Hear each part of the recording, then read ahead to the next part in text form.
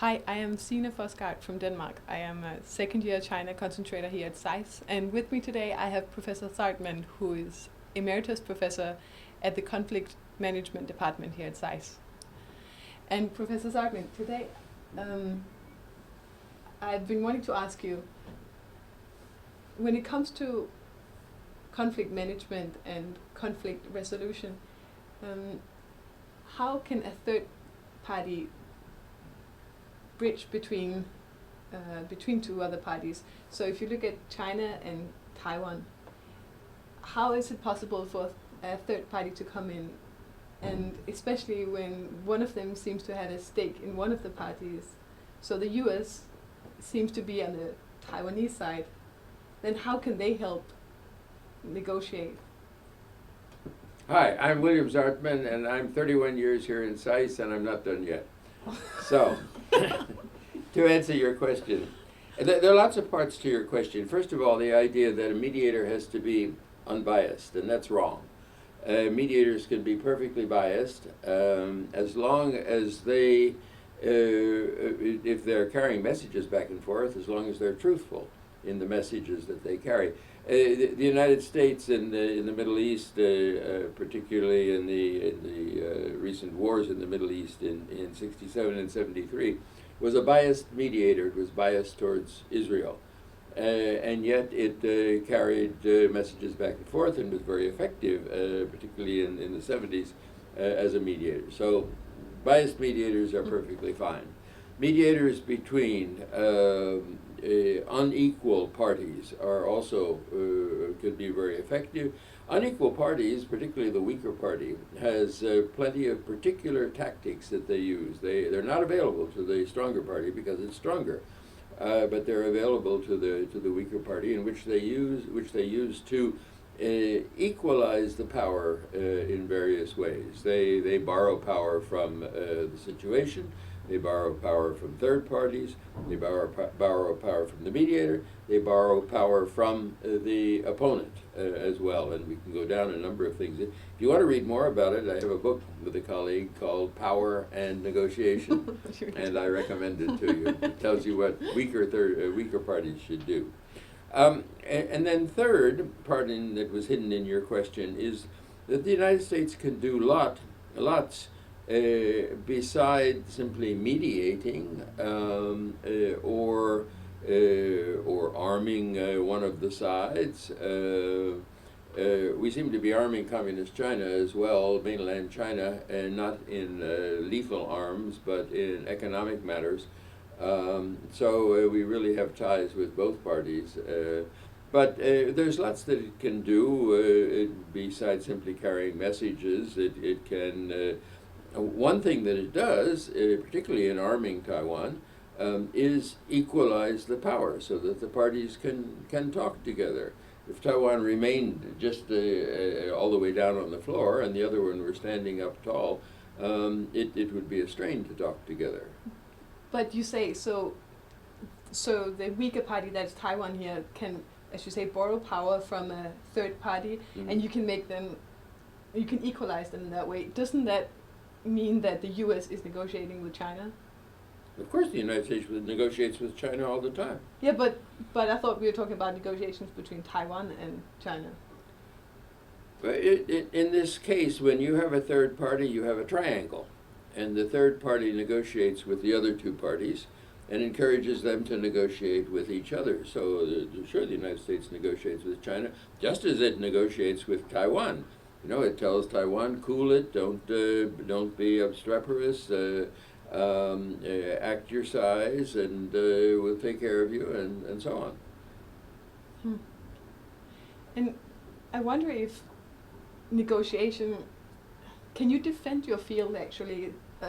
I'm sure you can, but I'll do my best. It all seems to come down to nuclear weapons and ballistic missiles anyway. So while we might reach an agreement between China and Taiwan, still we sell weapons to Taiwan, and China keeps building up its military capabilities.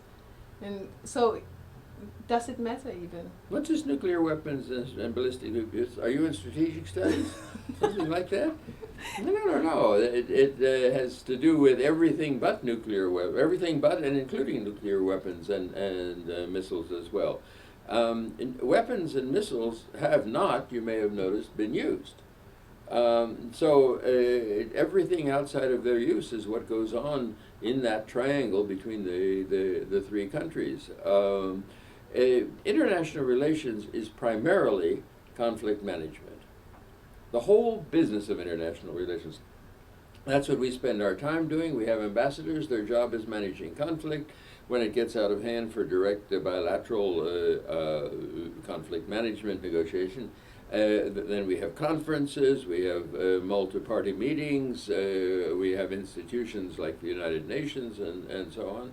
Also that we don't use ballistic missiles and atomic weapons. Ballistic missiles and atomic weapons are the backdrop, they're the showpiece. But what goes on in the play is conflict management. We're talking to each other all the time. And that's what international relations is made of. So why do we have all these weapons? Well, some people would ask that question, would take that question and run with it. Some people would talk about nuclear disarmament. A lot of people would talk about nuclear disarmament and wasting money on weapons. We use weapons, we have all those weapons, I think, because of what we call the security dilemma. That is, I want to be secure on what I think you're doing. And so I arm myself a little bit. But then you want to be secure against what you think I'm doing. So you arm yourself a little bit. But then I see that you're arming yourself a little bit. I was right. So I want to be secure, and on we go into this escalation on a monumental scale that we call security dilemma. So that seems to be a failure of negotiation, the failure to build enough trust. It's not the failure of negotiation to build trust, it's the failure to build trust that leads us into continuing a negotiation. You're right. It's really very difficult to build enough trust that we don't get into some kind of an arms spiral. On the other hand, back after World War II, people did some research in which, World War I, in which people said that arms spirals lead to war. It's inevitable. And it is true, it's mechanically inevitable. But then other people did work in showing that there were limitations to this. One of the limitations is fatigue. We just can't keep on building and building and building. And another is stalemate. And so we found some work that, some evidence that shows that when countries get into this kind of building arms against each other, they finally get stalemated, and they don't want to spend any more, don't want to make any more efforts to escalate their way into a solution that favors them. And when they get stalemated, and the stalemate begins to hurt them, then they start negotiating. Another way of building trust, we trust each other in that case because we have to, because we feel that the other party is in this hurting stalemate just like we are. Another way of building trust, and we've made a good deal of progress there, is to have an institutional third party that's bigger than any of us. And for this reason, we invented the United Nations. I thought you were going to say the United States. No, but there's something that in some ways is bigger than us because it's all of us.